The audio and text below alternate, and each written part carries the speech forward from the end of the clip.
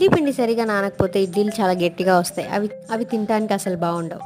ఇడ్లీలు మెత్తగా రావాలంటే 1 కప్పు మినపగుళ్ళకి 3 కప్పుల రవ్వ వేసి బాగా 5 లేదా 6 గంటల సేపు బాగా నాననివ్వాలి.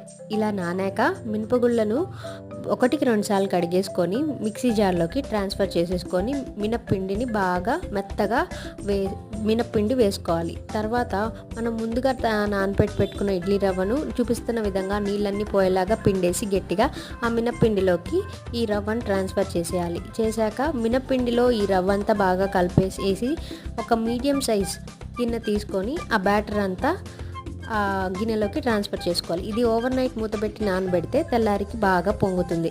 ఇలా పొంగితేనే ఇడ్లీలు బాగా మెత్తగా వస్తాయి. అందులో మనకి నచ్చినంత సాల్ట్ వేసేసుకొని వాటర్ లేకుండా బాగా కలిపేసి ఇడ్లీ పాత్రలో ఇడ్లీ వేసేసుకోవడమే. చూసారా ఇడ్లీలు ఎంత సాఫ్ట్గా ఉన్నాయో? మీరు కూడా తప్పకుండా ట్రై చేయండి.